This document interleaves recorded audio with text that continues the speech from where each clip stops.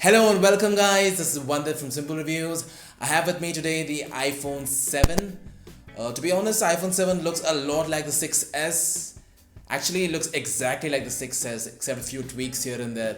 At first look, I would have thought it was a 6S if it wasn't for the black color, as the 6S is not available in black. So this is the black 32GB variant. Like I mentioned earlier, it looks no different than the iPhone 6S. The width and length of the phone are exactly the same, and it has a classic 4.7-inch 720p display, which is no improvement from the 6 or the 6S. I really like the black color, which gives the already premium iPhone a more premium look. It has the standard volume keys in the left here. Above it, the slider to switch it to the silent, and on the right is the power button.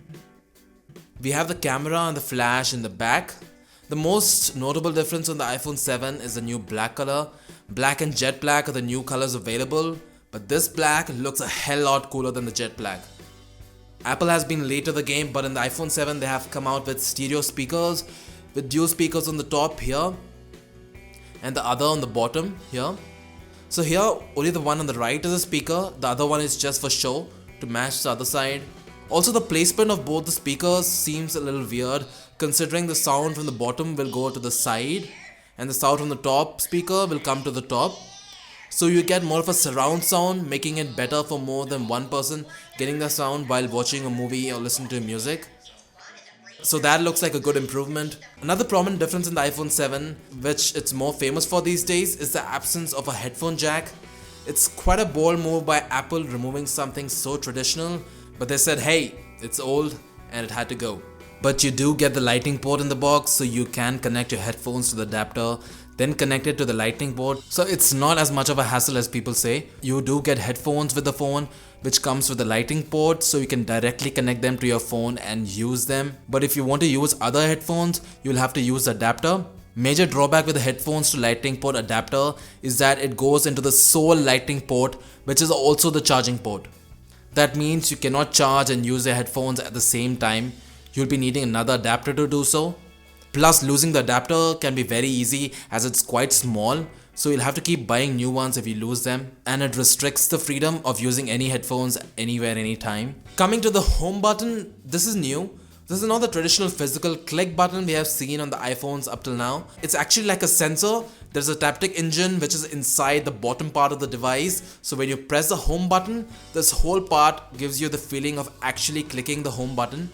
So the button is not really going in, but the whole bottom part of the phone kind of becomes a click. Similar to the trackpad on the MacBooks, the home button is customizable. While setting up your phone, you can set the level of the click you wish to receive. You can also do so later in the settings. Talking about the specs, Apple upgraded the processor to a A10 Fusion chip, which is quad-core in contrast to the dual-core in the 6S. So it's got 4 cores running inside of it. 2 cores are for high performance that handles most of the heavy performance, and the other 2 are designed for low-power apps to run effectively. The iPhone 7 seems to handle most of the work quite smoothly. Even apps like GarageBand, Snapchat, and editing apps seem to work pretty well without any lag whatsoever. Gaming is super fast and lag free as well. The display, as I mentioned earlier, is only a 720p display, but it's still really good. In terms of software, the iPhone 7 obviously runs the iOS 10, which I've taken quite a liking to. I have mostly used Android my entire life, so iOS 10 does seem quite close to home in terms of shortcuts and accessibility. Everything is basically just a thumb swipe away. And iOS 10 packs a lot of other cool features as well, like you can raise to wake to see notifications, control center from the bottom of the screen, etc. So all of these, lot of cool features in the iOS 10. The iPhone 7 has a 1960 mAh battery, which is a little better than the 6S, but it's still quite low compared to a lot of its competitors who have much larger batteries. On heavy usage, the battery drains very fast. I never get through the end of the day. Heavy usage includes excessive data and camera usage, hotspot, and even gaming. Even otherwise, it barely makes it through a day on a single charge, but there is a low power mode which helps consume less power, so you can manage to get 10 to 12 hours out of the iPhone 7. The camera in the 7 is not too different from the 6S. The hardware and software are quite identical. The primary camera has a 12 megapixel sensor with the f1.8 aperture lens, making low light shots so much better. I was quite satisfied with the camera. In low light especially, it takes very good pictures.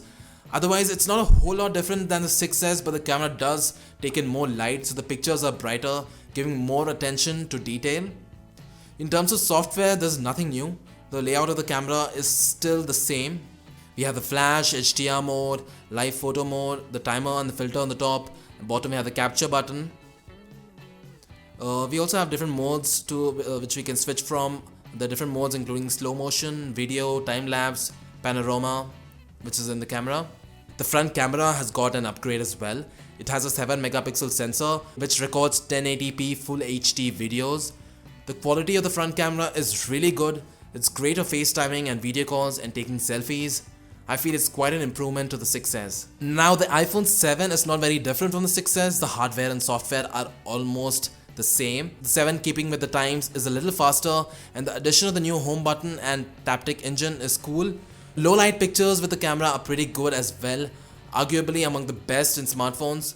Removal of the headphone jack seems unnecessary though. That's probably made way for the new Taptic engine, but carrying adapters all the time is a problem. The 7 is also IP67 water and dust resistant, giving an edge to the 6S, entering the exclusive group of smartphones which are water resistant. Also, having dual speakers is great. So upgrading from the 6S to the 7 wouldn't make much sense, but if you're looking for a new phone, then the 7 would be among the best options out there. I will be conducting more tests with the camera and the performance of the iPhone 7 in the future, so subscribe to Simple Reviews to get notified about that. Also, let us know what you guys think of the iPhone 7. You can tweet me your questions at Simple Reviews, and I'll see you guys next time.